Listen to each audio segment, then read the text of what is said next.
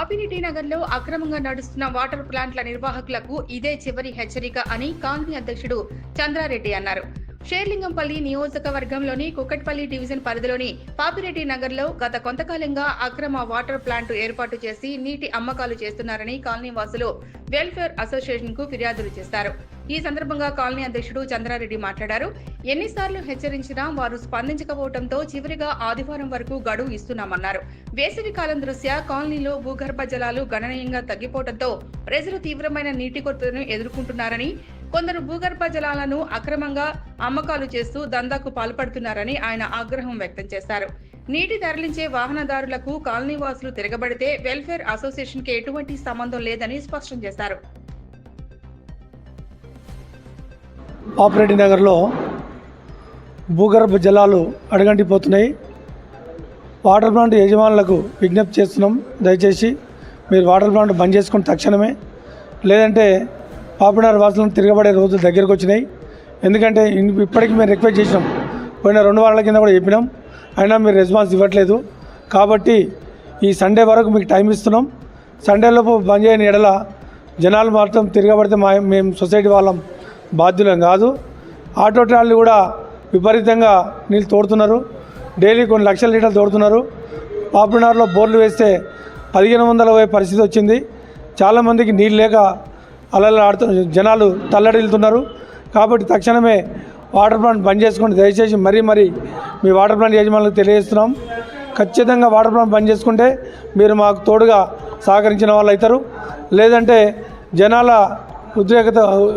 ఉద్రేకానికి గురైతే మరి మేమైతే కాపాడే పరిస్థితి లేదు. తక్షణమే ఆటో ట్రాలీలు కూడా బంద్ చేసుకోవాలి. బంద్ చేసుకున్న ఎడల పబ్లిక్ ఏం చేసినా మాదైతే బాధ్యత కాదు.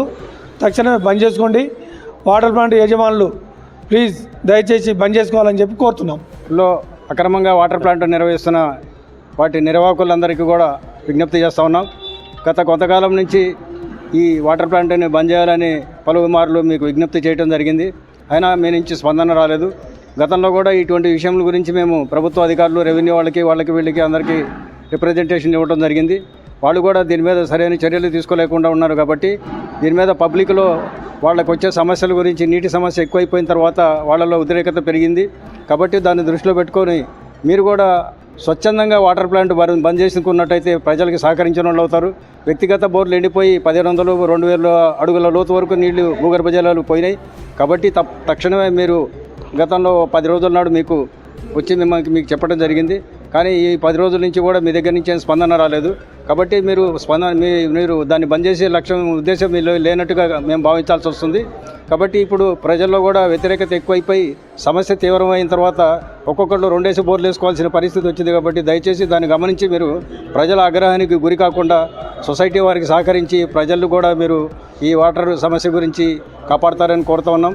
అదేవిధంగా సొసైటీ ఈ వెల్ఫేర్ మన వాటర్ ప్లాంట్ దగ్గరికి వచ్చే నీటిని తరలించకపోయే ఆటో ట్రాలీలకి, డీసీఎంలు వీళ్ళకి కూడా మేము హెచ్చరిస్తూ ఉన్నాం. వాళ్ళు వచ్చేసి మా బస్సులోకి వచ్చేసి ఈ నీటిని తరలించకపోయే ప్రయత్నాలు ఏవైతే చేస్తూ ఉన్నారో అవన్నీ కూడా మీరు ఆపుకోవాల్సిందిగా కోరుతా ఉన్నాం. ఎందుకంటే మేము ఈ పోరాటం ఏదైతే ఉందో ఉధృతం చేస్తాం. తర్వాత ప్రజల ఆగ్రహానికి గురి అయిన తర్వాత మీ వాహనాలకి ఆ రక్షణ అనేది మీరే జాగ్రత్త చేసుకోవాలి. దానికి మాది బాధ్యత ఉండదు.